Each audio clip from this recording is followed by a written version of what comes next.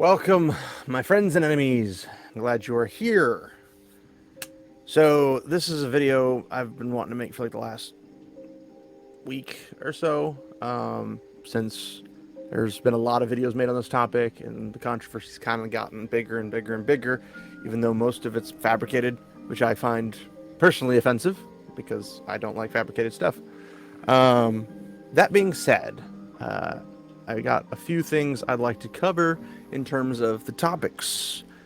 Um, I would like to think most of you know I like to game, even though I haven't really shown my gaming collection, but I have a really large one. There's a couple towers of games over there, not to mention all the stuff behind me. If you haven't seen it, I don't know what you're doing. You might want to get your eyes checked. But um, with Pokemon, which I know the one I've recently been trying to enjoy. Um, Pokemon is something I've enjoyed for a long time, like a long time. I wasn't really allowed to play it when I was younger because family was very, very picky about games.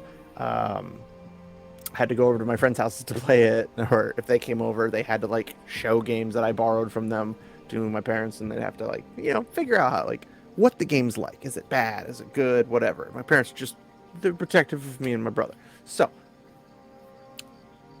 it's I finally got to play it as I got older and whatever, and just it's been really fun. I never really got into the card game because it was very confusing as a child, and I mean, I doubt the autism helps, but I did enjoy the video game, and the video game had a lot of cool, really cool features. Obviously, catching Pokemon or pocket monsters, creatures, things.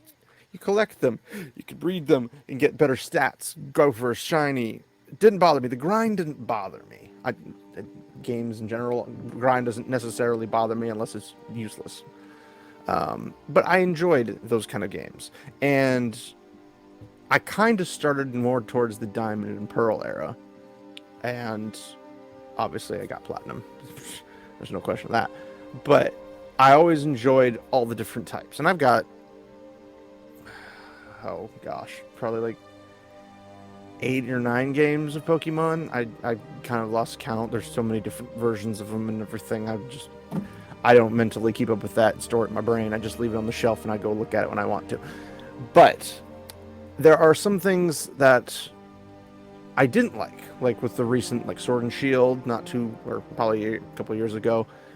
Wasn't really my style. I didn't like how Pokemon, the Nintendo company, and Game Freak really treated the Pokemon fans. And if you don't know, the Pokemon company, Game Freak, and Nintendo all have like a third of the shares of Pokemon in its entirety. So Game Freak does the development, the Pokemon Company kind of does with the licensing and stuff like that, and then Nintendo does the publishing and that kind of stuff. But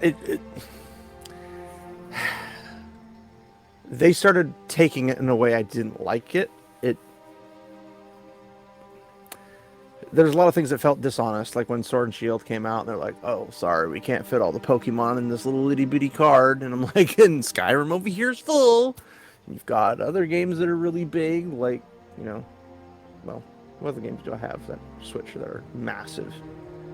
I'm trying to remember off the top of my head, and I'm blanking out, and I don't want to go digging for them. But needless to say, there are other games that are moderately big, way bigger than Pokemon needs to be by any shape or form. And they can have a ton, like gigabytes upon gigabytes of data and like really high quality stuff. I mean, let's look at just even Tears of the Kingdom and Breath of the Wild, two of the most common ones. Massive worlds, pretty decent graphics. I mean, it's a Switch, so its graphics aren't going to be nearly as good as if it was on PC, for sure, or even like PlayStation 5 or Xbox. They're probably going to be much, much higher if it was upscaled to that, or even better, naturally made in that type of environment. But their sizes, they're saying we can't fit all this, so we'll add it in a DLC later. And I was like, oh, so you're just trying to sell me more. So you're, instead of making me pay $60 or $70 for your game and get everything, which even then I'm considering it a stretch because the game would have to be really, really good for me to do that. But now you're telling me you're removing Pokemon, you're removing move sets, you're removing a bunch of other content, not to mention items and places and all that stuff. You can't fit it. And then now all of a sudden, here's a DLC. Here's an extra $30 or something to get more of this. But you should buy both of them together and spend like $100 or something. And it's like, why don't you just put it all in the same one and then make a lot of money and then just work on another Pokemon project?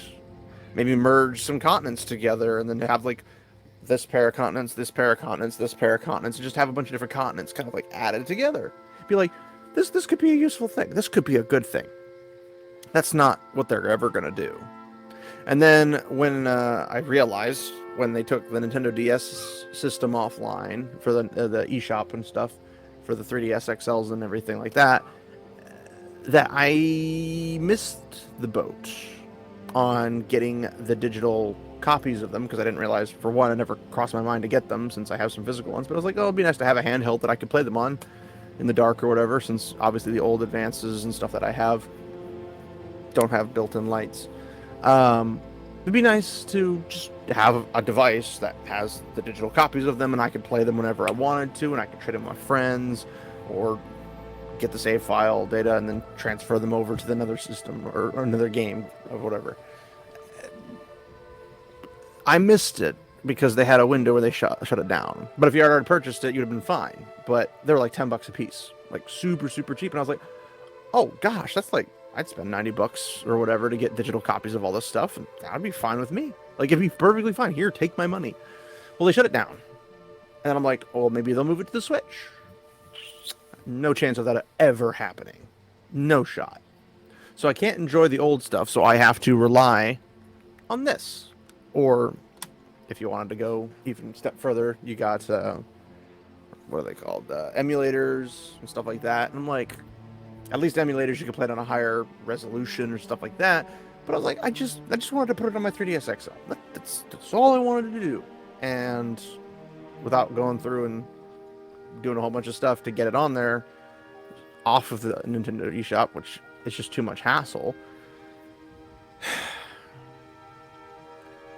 They kind of let me down because their current system is we're going to put everything on Nintendo Switch Online, and then we'll put it in the expansion pack, so you have to download the Nintendo, or the NES, the SNES, the 64, whatever it might be, and they're just going to keep adding stuff. They added Game Boy. They're adding things like that. That's where they're going to get you, where you don't own it. You just rent it, basically, yearly. And I'm like, I don't like that.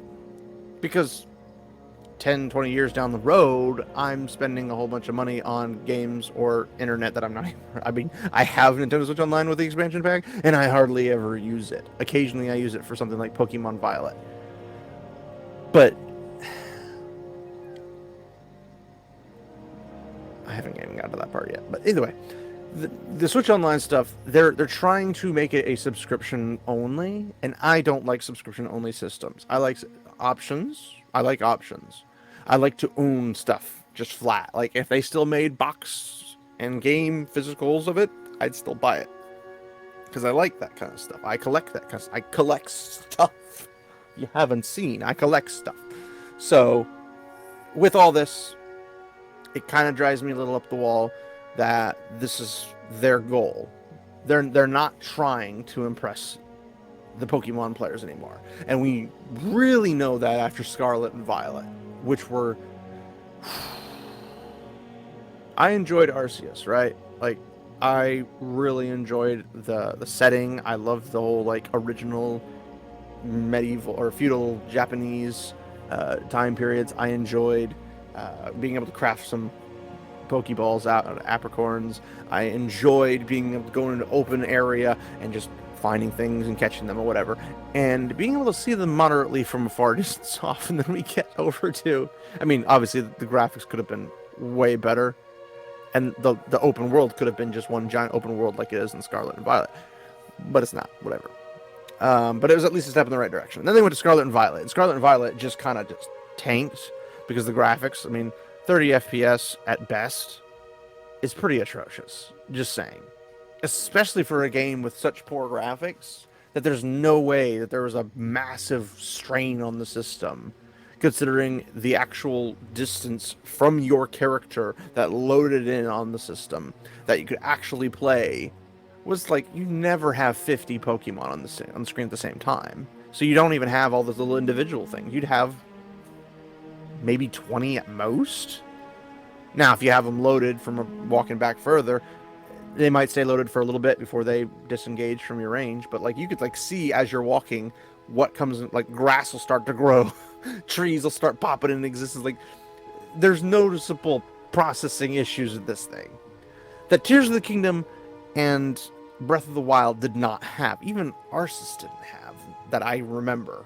It's been a while since I played it, but I just don't remember that. And there's always been this lack in the newer stuff that comes out that didn't have the old one. You could say, oh, well, what about like Brilliant Diamond? And it's like, well, yeah, Brilliant Diamond wasn't that bad. I mean, it was chibi. I'm not really a fan of the chibi thing, but I enjoyed going back to Diamond, considering that was my entry point to where I really got myself into Pokemon. And I mean, I played the older stuff before, but I never really got into it because I couldn't have it. Like it was always I'm borrowing it from my friend. Now I could buy this. I could have it for myself, and now that's that. But it drives me up a wall when they're saying we can't do this. There's no way possible we could ever make this happen because it's too much. And they're like, well, how did you get Tears of the Kingdom, Breath of the Wild, and all these other games that are larger, that process a lot more, a lot quicker? They could do it. Why couldn't you? Like, even if you did, like, a digital long-distance rendering of something, you know how they do the sky, where the sky never moves, no matter where you run, or it doesn't rotate, it doesn't have any, like, a day or night cycle in that regard. It would just kind of, like, fade and then fade another one forward or something. Do something like that, and then just let the area around me be a certain distance, but much, much bigger than what it was. Like, you could run something like that. Or, better yet, Nintendo could, I don't know, make a Switch that's actually powerful. Like, that could actually process things of a higher degree, which would probably knock... I mean, if the Switch ever managed to get to, like, PS5 graphics, PlayStation and Xbox are toast. Just saying. Like, if they actually tried. I totally understand the price would match. But people would pay it for a premium portable system like the Steam Deck, which I have shown on one of my other videos. The Steam Deck can do this kind of stuff. It's not much bigger than the Nintendo Switch, but it's also custom design, so they could add extra custom buttons or whatever if they wanted to. And if they don't want to, they don't have to, but they could give you a little bit bigger of a screen, higher resolution. You could play things way smoother with the power of Steam Deck. Way smoother, and still get an excellent thing, and you could still hook it up to a TV, all that fun jazz. I know that I think it's Asus has a little one that I don't personally own. It'd be kind of nice to get one at some point. I think it's the Asus ROG Ally or something like that. I don't remember what it's actually called, but that could be cool. And those are only running like $200 to, and like the low Steam Deck is like $350, I want to say, which is the price of what an OLED is, I think, nowadays, right? Like it's not that much different.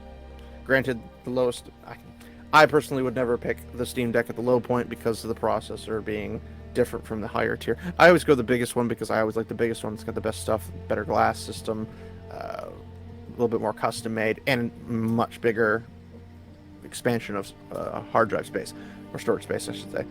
But you could always customize that, so not even a big deal. You can put a 2 terabyte in there, boom, you've got the middle one for like $450, $500. Move your way up, no big deal. So there's affordable, cheap options for it. But I mean, if you're selling a PlayStation for $600 or an Xbox for $600 or something in that $500 to $600 range, and you're selling the Switch for $350, or $300, I think is for the original Switch, and I think it's $350 or $400 for the OLED. I'm like, just add a couple $100 extra into it in terms of processing power, like power, with a good battery that can sustain that, and then just make it so I can take it with me, but also play things on a good quality. I mean, innovation, Nintendo, it exists. You guys did some of it, and then you kind of stopped for some reason. But you take that, and you make that, and you compete with Xbox and PlayStation, and you knock them out of the park. Now, obviously, people still buy PlayStation because it's really good graphics. People will probably still buy Xbox because of Game Pass or something. I don't know. Microsoft's kind of struggling lately. They have to rely on PC, essentially, to keep them alive. But all of these things Nintendo could do, and they're not. And the quality of Scarlet and Violet is, quite frankly, disappointing. Very disappointing. Arceus was probably their best product since before Sword and Shield, personally. And then they finally got like Pokemon Home up and running. It's like, finally, why didn't you have this ready to go way ahead of time? I don't know. Nintendo is very frustrating. Most companies are frustrating because they do a lot of stupid stuff. But I digress. So, then something shakes the world. Palworld shakes the world, pun intended. And they did pretty good. And I want to kind of point this out real quick. Sorry, switching screens. Fun, high quality production. So, this happened just recently. Over 19 million players between PC and Xbox. 7 million on Game Pass or purchase, I assume they have the option to. And then 12 million Steam players. They got, what, 8 million in 6 days? Sales? Like, that's not a small feat. That, like, blows last year's sales pretty much out of the bucket. Like, just evaporated the whole entire thing.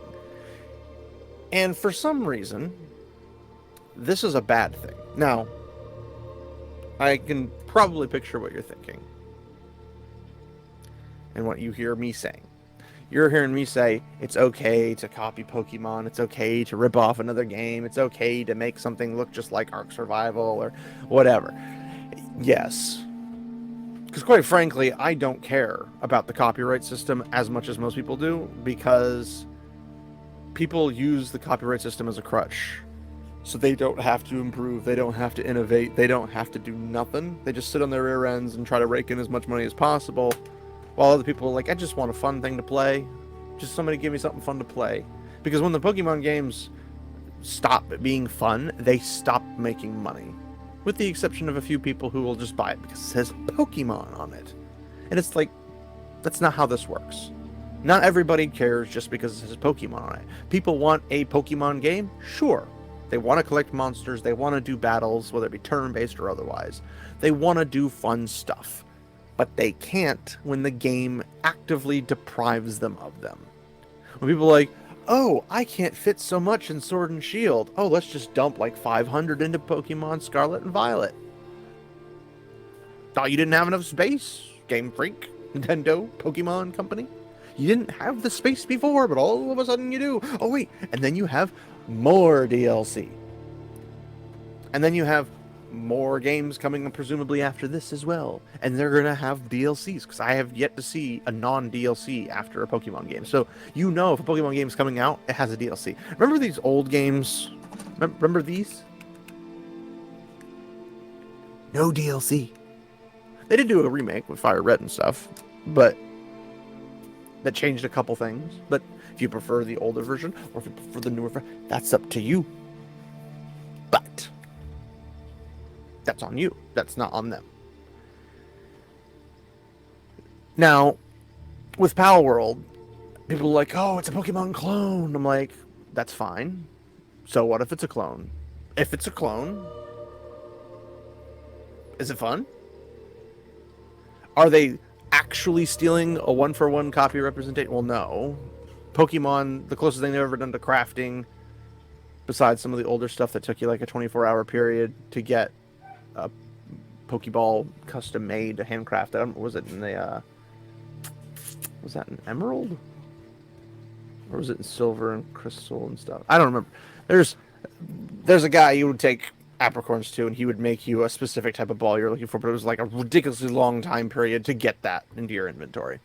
And then Arceus came out, and they're like, hey, you can craft apricorns yourself, and it goes a lot faster, and that's how you do it, because they're the first Pokeballs. You're like, oh, this is kind of cool. But that's it. That's literally it. And it's not super, like, crafting. It's not an open world survival. It's literally, head back to camp. Go through, pick out your guys, go out into the wild, do stuff, come back, repeat process multiple times. Palworld's a little different. Like, it has those similar kind of things, but it doesn't do the exact same things. It's quite different in a lot of areas. For one, it's an open world, like a true open world comparative to all the other things prior to Scarlet and Violet. And in Scarlet and Violet, it's still kind of lacking because you can only see so far at any given time. It's quite chaotic. Takes like if you start hunting Chanseys or Blissies or something to farm experience, it's going to take you 100 million years to get one Pokemon to a level 100 because there ain't enough of them. Just ain't. Now in Palworld, you have a day-night cycle, and maybe you could farm all the way through the night, but there's places to go. You can go to higher tier levels and get more experience that way, except you don't have to do the farm grind thing, which I always found to be really stupid, despite not really annoying me. It's more annoying not being able to find what you're trying to fight. Like, I want to fight a Chansey to get experience. Too bad. We're just not going to spawn them. You're going to stay here for 3 hours and not get nothing. I have better odds going to breed Chanseys, but I don't even want to capture them. I want to fight them, so I can't even do that. And it gets ridiculous. Or you gotta start the game over again, like from a save point, and hope they spawn. And it's not fun. You're taking the fun out of it. But in an open world survival game, at least I have fun doing other things while I'm trying to hunt down. Like, oh, I'm build up experience. Oh, I got raids hitting me. Woo! There ain't no raids in Pokemon. Oh, well, it's an Ark Survival. Cool. I mean, Ark Survival did not exactly begin the survival genre. I'm pretty sure. Well, I don't know for a fact, but I'm pretty sure Minecraft was one of the earliest ones, if not the earliest one, and everybody else afterwards kind of just came flying in. But no one's going, Palworld's a Minecraft clone because you have pickaxes and axes and clubs and you can hit things and fight monsters and stuff. No one's doing that because it'd be ridiculous. It's not cubes, it's not pixels, like crazy big pixels. It's not anything Minecraft related, but it's a crafting system. Even freaking Pocket Pair has another game called Craftopia. No one's like, it's a Minecraft ripoff. No, they're like, it's a Breath of the Wild, Tears of the Kingdom ripoff. I'm like, well, if you're ripping all the good things out of a game that kind of is lacking after you play it once or twice, and you make it highly replayable, that's a good thing. People want that.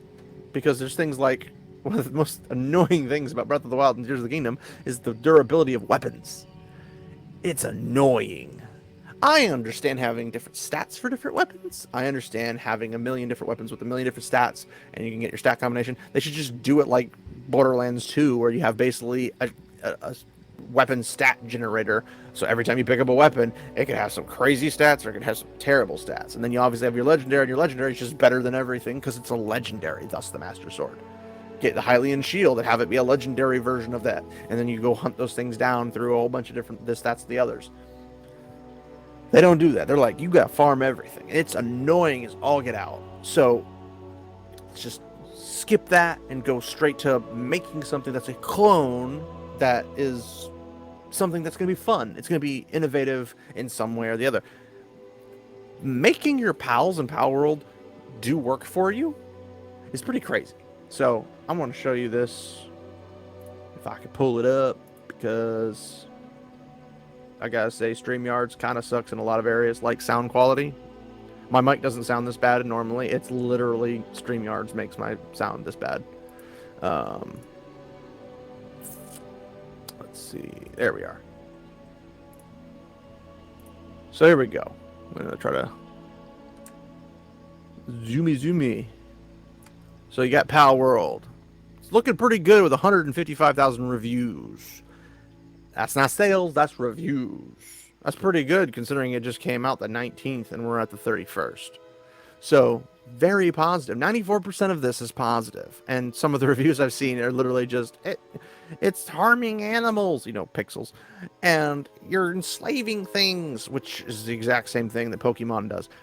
But let's not talk about that. Pokemon just made it look cool. But you got a couple images and stuff that I come down here to see. So you get survival in harsh environment where food is scarce and vicious poachers roam. Danger awaits around every corner. To survive, you must tread carefully and make difficult choices, even if it means eating your own pals when the time comes. Which, thankfully, I've never had to do because I just catch more than I need to, and I always have food. Always have food. I have excess food. I have crazy amounts of food. Mountain exploration. Pals can be mounted to traverse the land, sea, and sky, allowing you to traverse all kinds of environments if you explore the world. That looks like it runs smooth. See that stuff in the distance? You can see some crazy stuff in the distance. The LOD is nuts in this game. And the mountains, there's like a mount for on land, there's a mount you can get on the fly, and there's a mount you can get in the water to make travel through water faster. Building structures. Want to build a pyramid? Put an army of pals on the job? Don't worry, there are no labor laws for pals. They're being satirical and sarcastic because they know people are going to get triggered by this in some shape or form. But it's just for fun, and it's just a game. It's not real life. It's the same thing as a sim simulator where you'd be putting a whole village or a whole city or a whole nation to work. It's the same thing, just pals. Production. Make use of pals and their skills to make fire, generate electricity, or mine ore so that you can live a life of comfort. I haven't gotten to the point where I can just sit back and be comforted all forever and ever, amen. I haven't gotten to the full automation and everything. That'd be nice. Haven't gotten there yet, so we'll see. Farming. Some pals are good at planting seeds, while others are skilled at watering or harvesting crops. And together, work with your pals to create an idyllic farmstead. That's one of the cool features that Pokemon doesn't have. So it's not a Pokemon clone in that regard. It has little... And it might come from Ark Survival. I don't know. I've never played Ark Survival because as much as I like dinosaurs and I like survival stuff, I don't enjoy PvP situations where people can break into my base, steal all my hard work, and then grief me or whatever. Or my body is in-game even when I'm offline. That's just stupid. And that's why I stay away from public servers, because I just don't find that fun. It's not fun. Playing with friends, fun. Especially if there's a way to crank up the difficulty by a lot. But yeah, having somebody who's good at doing seeds and somebody who's good at watering them and someone good at harvesting them. It's like, oh, that's a cool system to have, because then you need potentially at least 3 pals to 1 pal. If that 1 pal has all 3 of those, they can just be the one person who deals with it. Not always the case. Factories and automation. Letting pals do the work is the key to automation. Build a factory, place a pal in it, and they'll keep working as long as they're fed, until they're dead, that is. Well, they can stop and go get fed from a food box and then come back. Like, it's not as bad as they make it sound like, but, I mean, again, sarcastic jokes. Dungeon exploration. With your pals on your side, you can tackle even the most dangerous areas. When the time comes, you might have to sacrifice one to save your skin. They'll protect your life, even at cost their own. I mean...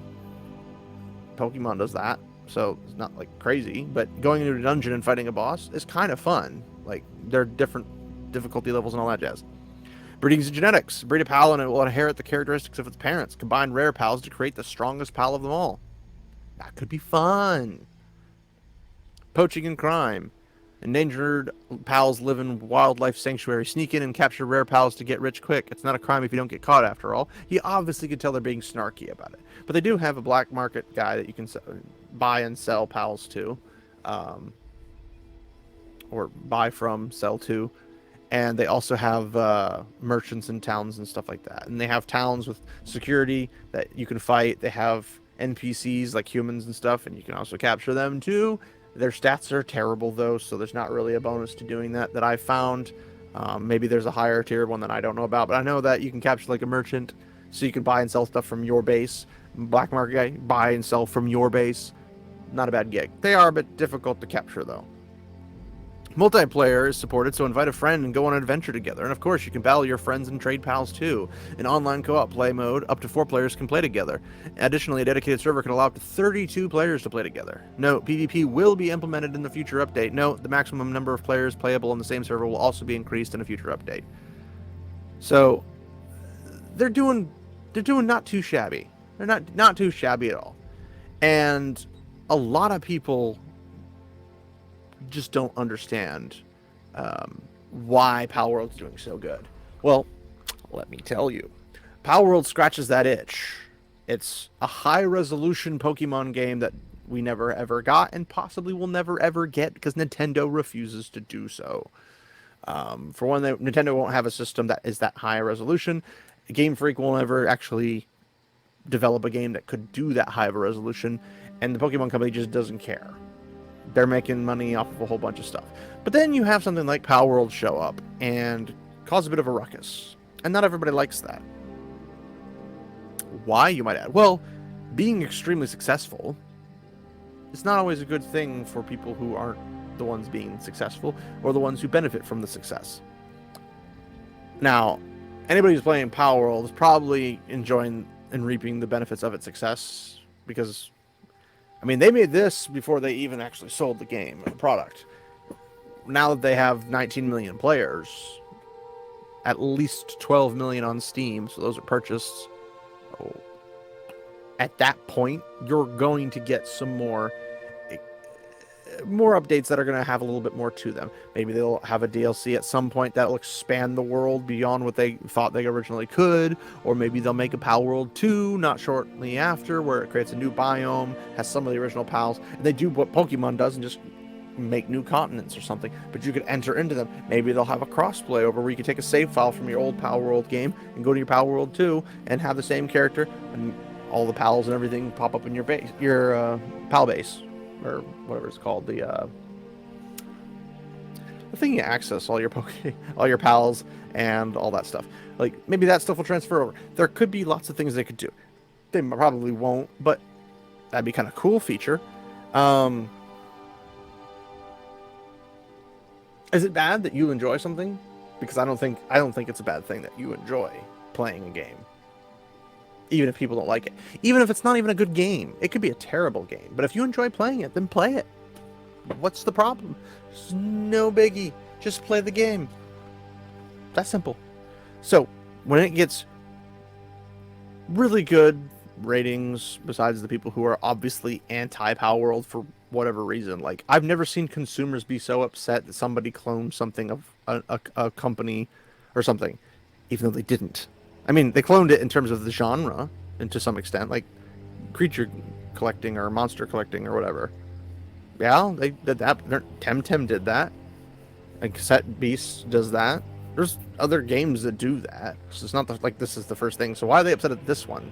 I don't remember anybody getting upset about Temtem, even though Temtem's just a way better version of Pokemon, with some minor problems like not having single-player offline mode. I mean, having the option to be online or offline would be nice, but having to always be online, it's not fun. That's one of my biggest gripes with it, honestly. But why? Why does this all matter? And if you don't like it, then don't play it. If you're going to play it just to moan about it because you're intending to moan about it, then why? Why are you wasting your money? If you're like, oh, I've already gone too many hours in it, then you probably were enjoying it, but you're so angry that you enjoy it that you're not enjoying it. Like, what is the point at this point? So, a lot of Pokemon fans are trying to defend a really big corporation, or a tri-corporation, I guess, because they're all three, like, it's three companies that own it. Why are they defending them? Nintendo will shut them down if they have actual stuff they can shut them down. It's been out for, this trailer and the concept and everything has been around for 2 years. Nintendo hasn't touched nothing. And all of a sudden everybody's like, hey, we think this is the case. We think they're using your stuff. And they're like, we'll look into it. Wink, wink, nudge, nudge, But guess what? They're really not going to do much, because if they could have, they would have already done it. Now, they jumped on the guy who modded Ash Ketchum and all these Pokemon into the game. I don't get that. If the mod's not making any money and the developers aren't making any money, it shouldn't matter. I don't get that part. Whatever. Again, I don't really agree with the copyright stuff that much, because I'd rather have advancements to where it's better for the consumers and competition, like true competition, than, like, if Pokemon made a really good Pokemon game, but there was no copyright protection, somebody else came out and made an even better one. Well, Nintendo, or Game Freak, or Pokemon Company as a whole, they'd have to do something like make a better game. If you can't make a better game, then all you're using is the copyright is a shield to hide behind your really bad skill. Like, I'm not good at what I do, but I've got a copyright, so ha ha ha. That's why I don't like copyrights that much. Now, If somebody can perform something better than you, whether it be music, art, or whatever, let them have it. Like, if that's what drives innovation, that's what drives, like, how can I make my game better than theirs? That's literally just a free market and natural state. So, what exactly can we do in terms of like the benefit between the two? Like, why can't Pokemon fans be okay with Palworld existing? Because Palworld existing does not change Pokemon's existence status. I highly doubt the Nintendo, Game Freak, and Pokemon Company are like, all right, we've been wiped out, we've been defeated by Palworld, shut her down, pack it up, and everyone go home. Like, that's not what's going to happen. They're just going to make more Pokemon games. Now, they have two options. They could keep on course and keep making pretty sloppy Pokemon games, or crazy idea, crazy insane concept, just hear me out, or they could do better than Palworld. Like, the concept of having to be forced to do better than what you're already doing is literally the whole point of innovation. It's one of the great things about it. Like, if you have to innovate the Switch 2 to be better than the Steam Deck because the Steam Deck is stealing your thunder because it's a better system entirely, why would you be against that? Well, because you're content making lots of money off of people who will buy it because of a brand name, because they don't know that they're just eating slop from you. I mean, I've only been playing Violet because that's the only thing really out. Now I have Palworld. I don't really touch Violet. I mean, Violet, I might get on, catch a 6-star raid, and then I get off. Like, there's not a big draw for me. It's not that big of a deal because when they come out with the next game, guess what? There's going to be Pokemon in there too. So it's like down the road, there's nothing special for me. They don't bring back special events very often. They don't do special events very often, like that are like really special. And if you miss one, you're out of luck. You need to buy that game or you won't get it. And it's just Palworld, I don't have to deal with microtransactions. I don't have to deal with anything crazy. I just got to go out into the world, catch what I want to catch, build what I want to build, fight who I want to fight, and explore. I love exploration, and that's one of the cool things. Just going in the game, it looks awesome. Just looking from a high peak across the vast area, at least on PC, I can see everything. I would expect Xbox could probably do the same thing, but I don't know. I can't confirm that. So if you guys know, leave a comment. Say, hey, yeah, it works great in Xbox, whatever. I have a pretty high-end rig, not like anything super crazy, but I can see pretty much everything there is, except for like the fog that's built into the nature system and environment. But it's gorgeous. It's a gorgeous game. If anything, the PAL's kind of weirded out by being kind of out of place because they're like super colorful and kind of wacky here and there. But the comparisons are all just silly. But why can't they both exist? Why can't they exist side by side? Well, because Pokemon stands will just not allow it. They can't. How dare you have something other than Pokemon to play creature collections? How dare you? I don't get it. Like, Palworld fans, as far as I've seen, have basically trolled Pokemon, but that's about it. Like, they just troll them, but they're not saying, death to Pokemon, stop Pokemon, don't let Pokemon ever make a game again, don't ever have another Pokemon game. Like, that's not what they're saying. If anything, the Palworld fans are the ones, like, that 12 million players are the ones who want to play Pokemon.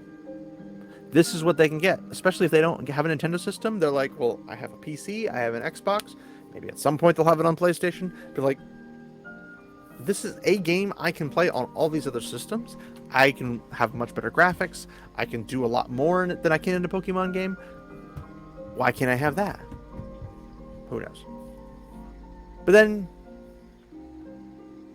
people don't realize that actually having competition will make the games better. It'll improve things. Palworld took the best parts, presumably, of Arc and the best parts of Pokemon, put them together. Temtem did the same thing. Temtem took the good parts of Pokemon and said, Here's all the stuff that's really good. We're going to put it over on this little side here and make that Temtem. And then the rest of the stuff they got rid of because it wasn't that great. Like, it was more hassle for the player, and the player couldn't have nearly as much fun. So Temtem just tried it a little bit differently. Nothing wrong with that. Again, the only downside of Temtem is it's an online only. Now, it's online, so you can play with your friends like an MMO almost, but not quite the typical style you might expect. But it's a really fun game. It's gorgeous looking. It's got cool customizations. It's got microtransactions. So, but it's all like clothes and how you want to make your character look. So, worst comes to worst, it's not that bad. And it wasn't a very expensive game. I think it was like $40 or something like that. Maybe it's gone up, but I think I got it for like 30, 35, something like that when it was in early access. But competition isn't bad. Why would you be upset with competition? Well, because you're worried your crown jewel might collapse. And it's like, well, if your crown jewel might collapse, maybe you should step it up. Maybe. Now, the other thing I've heard is AI games are bad. And I'm like, I don't care if an AI makes it or not. Because I want a good product. And I have friends that are artists. I understand their concerns. I understand that coders are worried that if an AI builds everything, that they're going to be out of a job. And like, you do realize it also opens up a bigger market when you're trying to gatekeep them out. Funny enough, there's two types of gatekeeping. You're doing the bad one. Good on you. So, yeah, it's a great label to have for you as well. If AI makes something, if it takes a picture of Pikachu and says, oh, it's a mouse rat thing with lightning, and it's yellow like lightning, I'll make an equivalent of that, and then it poofs up something else. Who gives a crap? It's not using Pikachu as the end result. It just looked at it and said, huh, that's kind of cool, kind of adorable, vicious, very dangerous. Lightning, electricity, that could be that. Let's add that to the list. And they start scribbling down notes. And then they come over here and they're like, all right, I'm gonna free draw something, and then bam, they have a pal. It's not Pikachu. It might be a mouse. It could be a rat. Who knows? It's not like electric rats have like a copyright or a trademark on them. They can only have it on the actual thing. They can't have it on a similar thing. Unless they make every similar combination possible, which would be futile because there's practically infinite ways you can make that work. So somebody else makes one and it's like, okay, well, they drew it, so I guess it's valid. But all of a sudden, oh, they coded it in through AI. Why?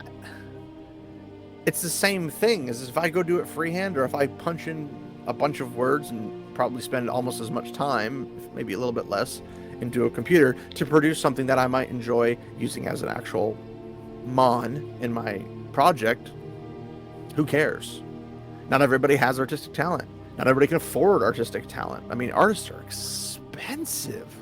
Like a book cover's like $3,000 to $5,000. It's ridiculous how much money that costs. And they're like, well, it takes them a long time. I'm like, okay, so maybe the artist should use AI, generate most of it, take a quarter of the time, maybe even less than a quarter % of the time, and then just touch it up with artistic Photoshop or something, which, by the way, has AI in it now. AI. Like, it doesn't make any sense. Why people are so butthurt about this? Because all it's doing is innovating and pushing things forward. And I've heard people like Shad from Night's Watch and Shadiversity, specifically Night's Watch, talk about, like, if these people were the ones that were, if these artists were the ones that did the AI, they would be the masters of the craft, and they would benefit, and they'd still have jobs, they'd still have all that stuff, but they'd produce more, they'd do it probably quicker if they're better skilled in those areas. Like, it's like telling an artist telling a person who's not skilled in art to say, well, just get better at art. And it's like, well, just get better at coding. You already have the art skill, just get better at coding. Boom. You now have defeated the monolith of AI. It's not a bad thing. So, it makes logical sense. It makes practical sense. If it's so easy to just go out there and practice and try it, why not do it? Well, it's not mine then, it's the AI's. Well, the AI can only do what you tell them to do, so whatever the outcome is, it's the same thing as science. You put data in, you get data out. It can't make up data. It only gives you what you put it into it. Like, it's a one-way system. It ain't making things up for you. We're not to the point where AI can create on its own. It has to have human input, as far as I am aware, unless somebody has something out there that I don't know about. You have to put in the work for it. So, the whole AI thing, well, if they use this or that, if they use these other assets, it doesn't matter. It doesn't matter. But so far as I would tell, they didn't. It's fine. I believe one of the selling points for Palworld is that it was handcrafted. Maybe it is, maybe it isn't. I don't know. But as far as I can tell, there are no Pokemon assets in this game, and there are no Arc assets in this game. But they use the same engine. Boo frickin' who? I mean, Unreal Engine, it's an engine that lots of games use. So what? I mean, it's like if you build a game on HTML, like, you're using the same one that Minecraft uses. And the entire internet's on HTML to some extent. Like, what do you think websites are made out of? It's... Anyway. Innovation's been stifled. It's gotten really annoying because people are throwing lawsuits at each other, stopping all this from happening, and it's downright annoying and obnoxious. I mean, making this video is obnoxious. This was supposed to be like 10 minutes long, and I'm probably who knows how long at this point. Like, I'll just move along. Is Palworld plagiaristic? No. By the word definition, no. Is it inspired from? Yes. Is it heavily inspired from? Probably. Like everything in the fantasy genre is heavily inspired by, oh, you guessed it, Tolkien. Heavily inspired. Entire species, races, and such were brought in because of Tolkien. People were inspired to make their own because of Tolkien. In some shape or form, because it's the best of the fantasy. Now, I'm not saying that there are no fantasy books beforehand. It's not what I'm saying. I'm just saying it was the most dominant. It still is the most dominant by far. I mean, people like to think that, you know, Game of Thrones series is, Song of Fire and Ice, I should say. It's really not. But people like to think that. It's like, well, Tolkien has made, I mean, Tolkien Estate, particularly since Tolkien's passed away, has made buku bucks. Mass amounts of money. Just dollar signs popping through your eyes. Like, they've made so much money because people love the content. It's one of the highest selling books pretty much of all time. Or the book series. Total, overall, whatever. And it's really powerful. And if people don't like it, then that's fine. But it's still a good series. Like, be like, oh, I didn't like it. Oh, good for you, I suppose. Or not good for you. I mean, you're missing out, but whatever. Good for you. But it's not plagiarism. But the irony is that if you're saying this is plagiaristic because it's so successful, that this should have been Pokemon's success. Well, the irony in that is that that could have been Pokemon. This could have been Pokemon. Palworld could have been Pokemon. But Pokemon got really fat, sitting high with its laurels and claiming supremacy over the Pokemon monsters, or the pocket monster genre, the collection of creature collector, or whatever you want to call it, the mon collector games. They sit high on their laurels, fat and sloppy, and it's showing because their products are coming out worse and worse, which I say shame on the Nintendo crew. Like, I thought higher of the Japanese people. I thought much higher of their work ethic and their view of honor and things like that. I guess not.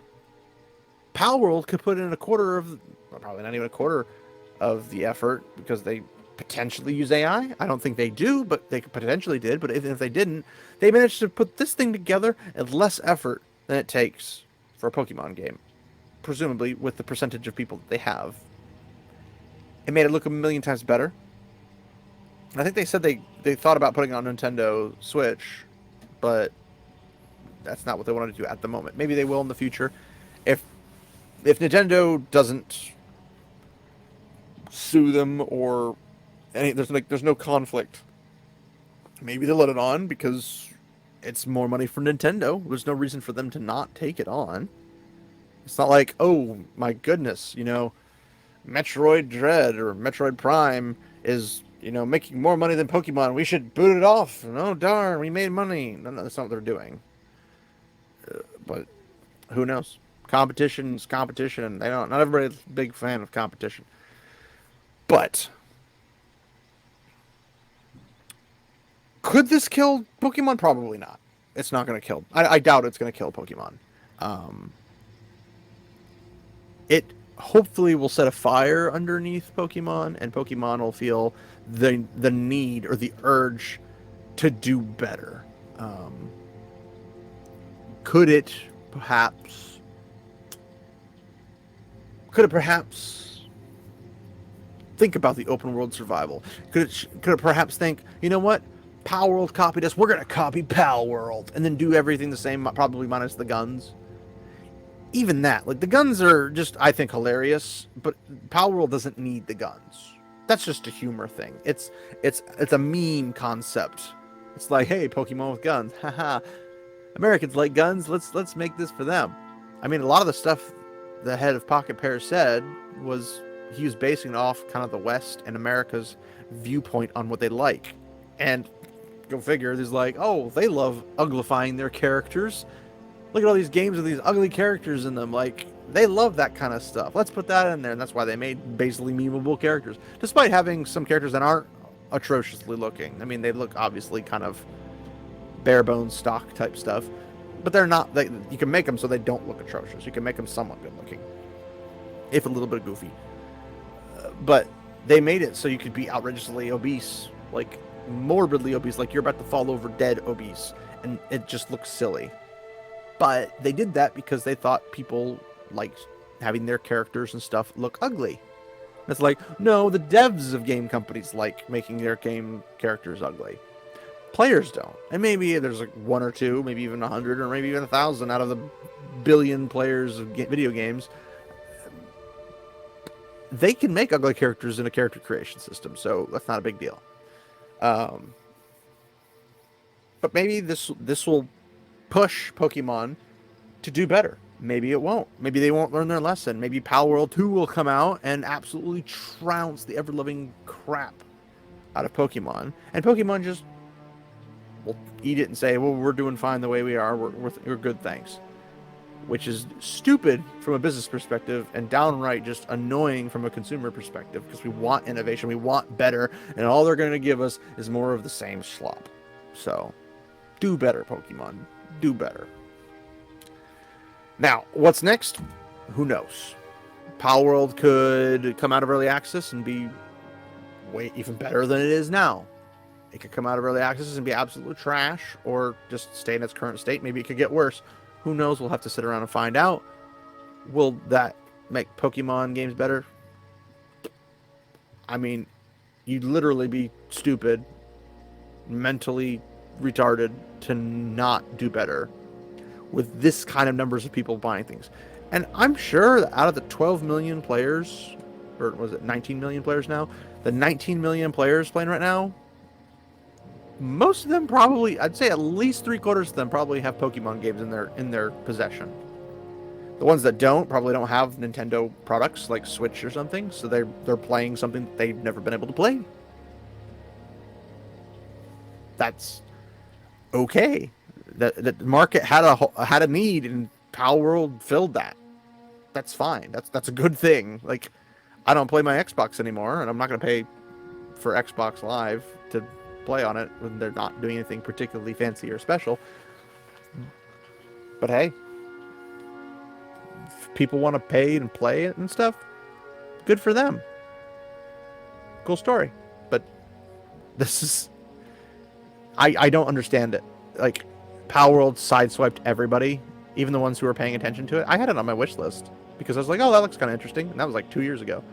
And it came out and it caught me off guard hard. And I watched a bunch of videos of people playing it and saying, this could be fun. I think I'll enjoy this. Convinced one of my friends who's a pretty big Pokemon stan to try it out, and he just streamed a little bit for him. He liked it. Guess what? He bought it. We played it in the same server last night before, something like that. And it's pretty fun.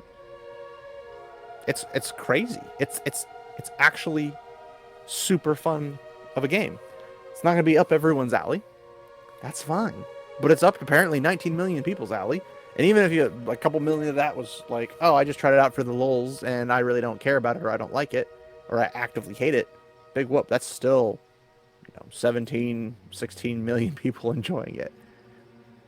And it has some of the highest concurrent player counts of all time on Steam. There's only a couple things I think that are higher than it, like PUBG, I think still holds the crown for live service. But out of non-live service, it's taken the cake by a lot. Like it's doing work. So I don't know. I think Palworld should keep doing what it's doing and still make a gorgeous game, and it's fun, bugs and all. Some of the bugs are actually kind of fun. Catching a boss that still has the boss on top of the PAL and taking that around and having a 63,000 hit point PAL amongst a whole bunch of 1,000 point PALs is absolutely hilarious. But yeah. I don't know how many of you guys actually care about Palworld or Pokemon or whatever. It's something I am passionate about, if you haven't noticed. And I like these kind of games. I want them to succeed. I really, really want them to succeed. I want them to be better too. I want them to increase so I can benefit from them. And I don't mind paying money for it, obviously. But there's things that you can't get from companies that are not taking you, the customer, consumer, whatever you want to call them, seriously. So think when you buy things, are these people doing this to my benefit, or are they just going to hand me a bunch of slop and expect me to just eat it up? Just slop for thought. So I know puns. I'm terrible with puns. But anyway, I'd like to thank everybody for watching, and sorry it took so long to get the video out. I'm trying. I think I might have a video or two coming up, and we might have a live stream coming up about gatekeeping, which is going to be fun. I've seen some interesting debates on that topic recently, and it's piqued my interest. I've always been kind of interested in it, but we'll see how we go from there. But yeah, thank you everybody for hanging out and watching. We'll come out and see you with some more content here soon. So walk in the light, my friends.